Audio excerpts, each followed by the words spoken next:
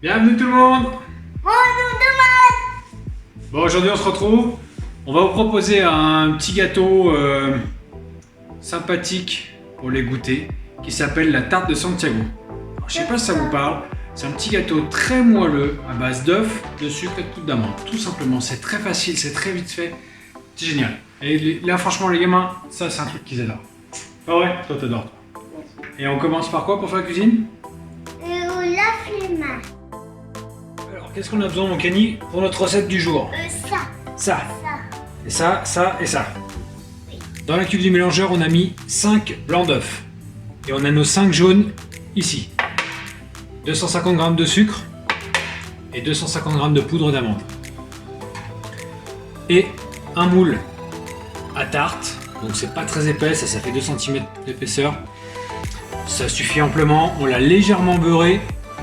Donc un peu de graisse ou de beurre, peu importe, c'est juste pour pas que ça colle après. On va monter nos blancs d'œufs, on va les serrer au sucre. On ajoute nos jaunes d'œufs et on dernier la poudre d'amande délicatement. Et on met à cuire à 180 degrés, vous allez voir, c'est tout simple. On monte nos blancs. On met à cuire. Alors quand les blancs commencent à avoir une texture un peu mousseuse, on met un petit peu de sucre dedans. Attends, on en met juste un petit peu comme ça pour commencer. Voilà. On baisse un peu, on met le reste. C'est juste on baisse pour pas que ça gîte. On met un petit peu à tourner, ça va nous donner une petite texture un peu meringuée, vous allez voir. Hop. Et la texture qu'on a, là, on est nickel.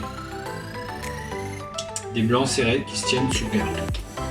Donc, maintenant ce qu'on va faire, tu vas verser, Kenny, les jaunes d'œufs pendant que ça tourne. Vas-y. Et on verse délicatement, tu mets notre poudre d'amande. Tout en petite vitesse. Hein. On met tout. Dès qu'on a mis, on arrête. Et on finit le mélange à la main. Donc on mélange. Toujours, on va chercher au fond. Regarde comment on fait. On va chercher au fond délicatement. Pour pas qu'il reste de poudre d'amande au fond. Que ça nous fasse des grains. Notre mélange est fait. Il est homogène. Donc c'est bon.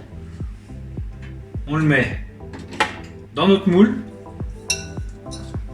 Donc là, la recette que je vous ai donnée, c'est pour un moule comme ça. Ça fait 22 cm de diamètre.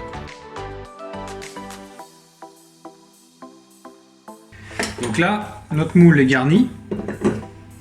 On va l'enfourner à 180 degrés. On a garni jusqu'en haut du moule, d'accord? Ça fait une tarte bien pleine. Ça va gonfler dans le four, mais après ça retombe une fois que ça sort du four. Donc il n'y a pas de souci, ça ne déborde pas. Ça y est, nos 25 minutes sont passées. Je ne sais pas si je vous avais donné le temps le coup d'avant. C'était donc 25 minutes de cuisson. Donc 25 minutes sont passées. Notre tarte sort du four. Elle est bien colorée. C'est normal, vous inquiétez pas. Elle reste en fait, quand on appuie sur le dessus, elle fait croustillante un petit peu. Elle se tient, mais elle est pas souple. Je veux dire, on ne s'enfonce pas dedans. Notre tarte est froide. On va la démouler. Je vous fais voir, c'est le moment, on va dire, le plus délicat. On va passer un petit coup de couteau le long de notre moule. Ça va couper aussi notre tarte droite en même temps. Surtout, ça permet de la décoller. En fait, c'est super fragile, donc ça, comme tarte, je pense que vous allez vite vous en rendre compte. Et par contre, c'est un régal. On essaye de ne pas la casser. Voilà, on a passé un coup de couteau autour. Alors nous, on a l'avantage, c'est qu'on a un moule, hop, où le tour, il s'enlève. Donc il ne reste que le dessous à enlever. Quand on a ce genre de moule, c'est quand même assez pratique. On va mettre. Alors moi, je mets un carton comme ça, mais vous avez une assiette, ça ira aussi, ou un plateau. Hein. On le retourne dessus. Si vous avez une spatule ou un couteau. Et moi, on a ça, nous. On a ça, ah ouais. Oui. Vous le passez dessous, entre la tarte et dessous. Donc ça colle un peu malgré qu'on ait graissé le moule, mais c'est voilà, ce genre de tarte qui est comme ça. Vous voyez, on a quelque chose qui est très très moelleux. On va prendre un autre carton. On la retourne dessus. Alors cette tarte, maintenant, on va lui mettre le dessin dessus de la croix de Santiago. Kelly, s'il te plaît, tu me donnes le dessin qu'on a fait et qu'on a découpé. Donc on a pris sur internet une croix de Santiago tout simplement. On l'a imprimé, on l'a découpé délicatement au ciseau et on va la mettre dessus. Voilà, on la centre bien. Nous, on a une poudrette pour du sucre glace. Maintenant, si vous n'avez pas de poudrette, vous mettez du sucre glace dans un petit tamis comme ça. Et ça fait la même chose. Effectivement, nous, on a ça. Et donc, vous parsemez le sucre glace sur votre tarte.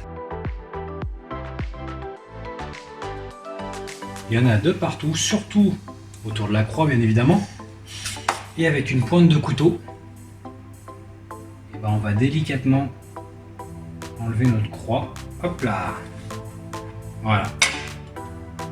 Et on a notre dessin qui apparaît.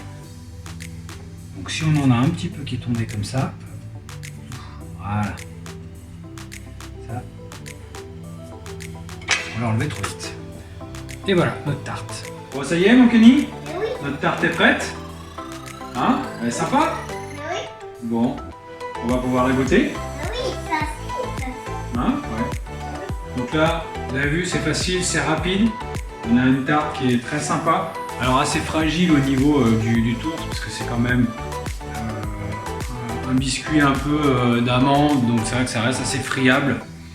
Si vous la démoulez trop chaud, c'est vrai qu'elle est très cassante.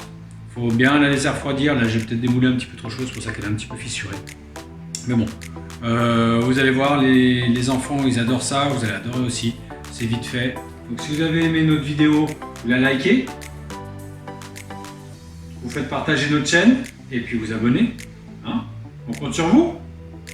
Et on dit au revoir aussi. Et bien, on dit au revoir aussi. Au revoir. À bientôt!